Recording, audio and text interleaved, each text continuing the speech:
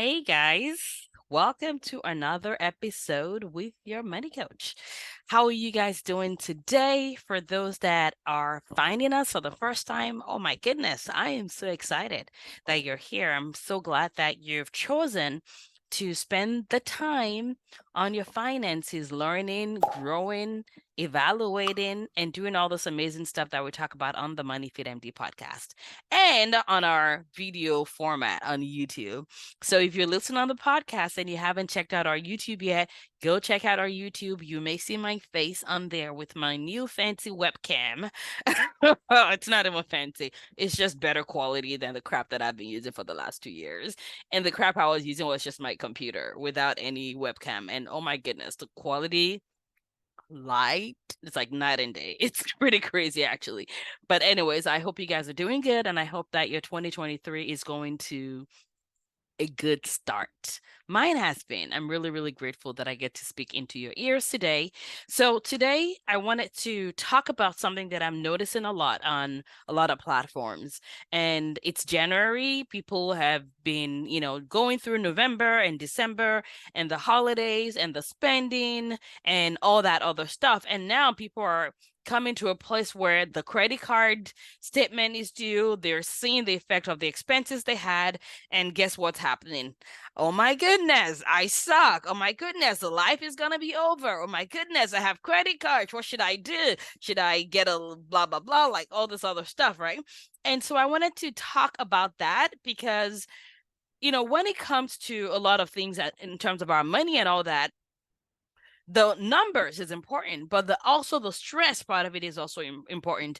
And if you've been around my platform at all, I don't say a lot about like positive emotions or negative emotions. It's more of whether it's helpful versus not. So, in my opinion, stress can be helpful if that drives you to change in a way that doesn't burn you out or grind you. But if stress is causing you to be spastic and doing things that's not ideal for you, doing things that's anti-wellness, anti-wealthy life, then that's not what we want, right? So I'm not talking about positive or stress as a positive or negative. I'm just depends on what kind of fuel it is for you. If it's a fuel for greatness, then do that. If it's not affecting you in the short term or long term negatively, however, if it is, then then it's time for you to change something, right?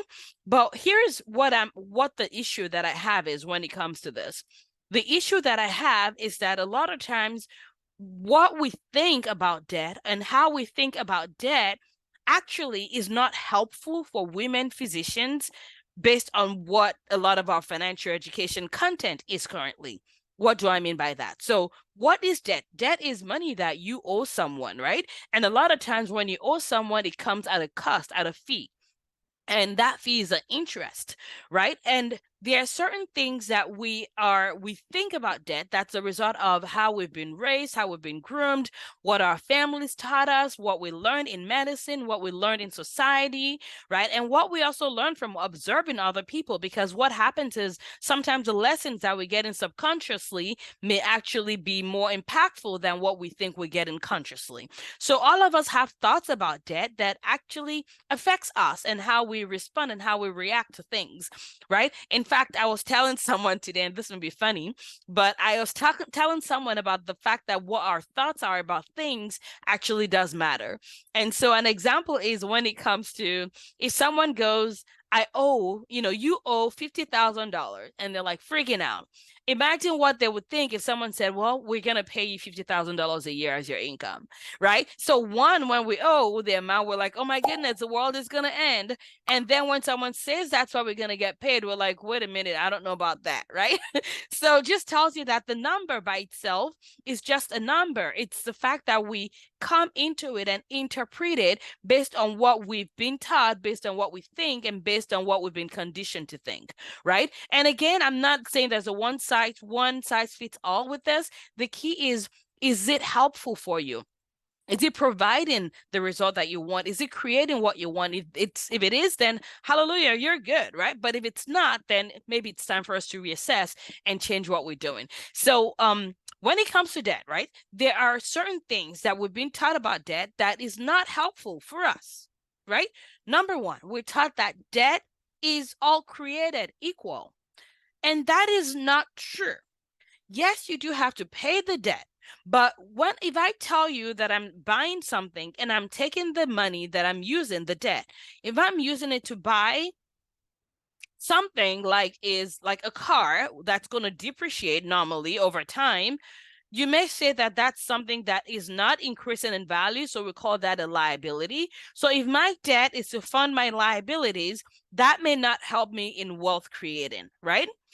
However, if I'm taking the same amount of debt and I'm using that to use as a down payment for a house or a duplex, where I'm now borrowing money from the bank to leverage to add on, so that now my money together with this partners together, and I can now buy a house or a duplex that is getting money back, aka cash flowing every month. You can see how the debt that I owe on here is not something that is a liability, it's an asset. So when we're taught that all debt is created equal, that is actually not accurate, because all debt is not created equal. That does not mean go out into the world and get all the debt that's in the world that you can create. That's another case. However, now that you know that, you are coming from a not hyperact, just reactive. You're coming more from a well educated, well aware stance, and now you get to decide how you want to use the money, or whether this is something that you want to use or not. You can at the end of the day decide that you don't, but what I want you to acknowledge is, whose voice is it anyway? Like, is this your voice or is this voices of other people? And just take ownership for your decision, whatever that is, right? So again, number one thing is, we're taught that all debt are created equal, and that is something that I disagree with. Okay, that's number one. Number two is, we're taught that debt is bad, right? Debt is bad versus debt is good. And I 100% disagree with this, right? Because I don't like all or nothing statements.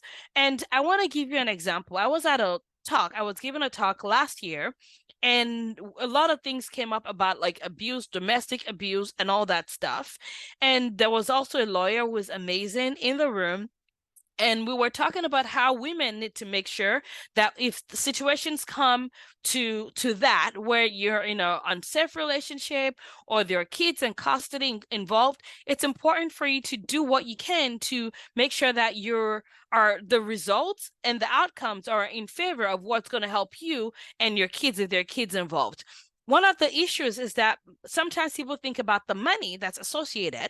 And when we're taught that debt is bad, now you may think that you're stuck between a rock and a hard place, where, one, I don't have cash, and I'm taught that debt is bad. So now it's not just you fighting for your kids and fighting for yourself, but now it's you, and you picking up the stuff that could potentially be helpful, but I've been taught that that's bad. And I remember being so furious, for lack of a better term. Actually, there's no better term. I was just pissed off. And I said, yo, listen, money is a tool to be used. And if you are using it as a way to be well, in a way to liberate, in a way to have be breathable space, we will figure out how you will pay it out. Like, we'll come up with a plan, right? But the key is this: when we told that debt is bad, it actually can act against us and prevent us from making decisions and taking steps that's going to help us to be well. So that's number two. Number three thing is, I cannot pay it off, right? That is one way to be stuck. There's no amount of debt that you cannot figure out a solution for. The same way there's no solution, there's no problem on the surface of the earth that has no solution, right? And remember, I always tell people that sometimes we think we're stuck, but we're never ever stuck.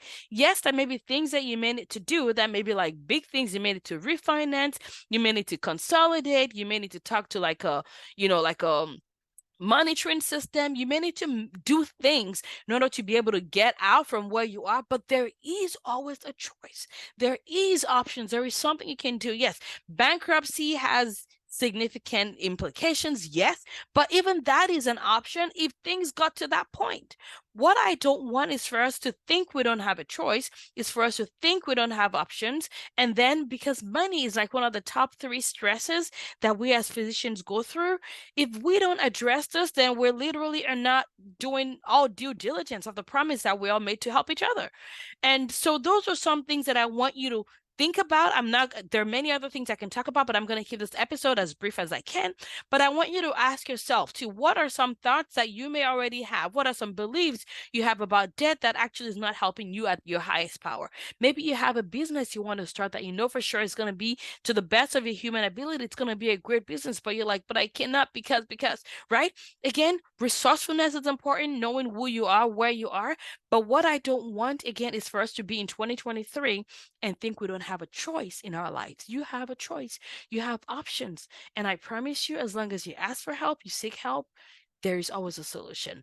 So if you're a woman physician in 2023, one of the things that we're doing in MoneyFit MD is really getting down to the root of this. It's helping physicians learn how they can change how they think about money and how to have strategies around money, and especially even around debt. So we have this workshop, series of paid workshops that we're doing that you need to check out. They're amazing. They're so amazing that our return policy is like crazy. It's like, if this doesn't help you, get your money back plus extra bucks. Like, it's ridiculous because of how much I know that this stuff is going to help you, because I know how the transformative power of the information that we share in here. So if this is something that is a pain point that you want to take care of in 2023, whether because you have debt or you're afraid of debt, or you see how debt can be a tool to use, but you have reservations about learning, this is a low price point offer that I have for you. So make sure you go to my website, check out moneyfitmd.com/DWA, which is Debt to Wealth Accelerator.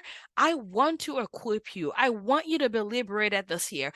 And in fact, come in, but bring a friend. Share with a link, because we know that when you bring someone else and you do it together with an accountability partner, you grow even so much more. Like, 2023 is not ready for all the crazy stuff we're going to do.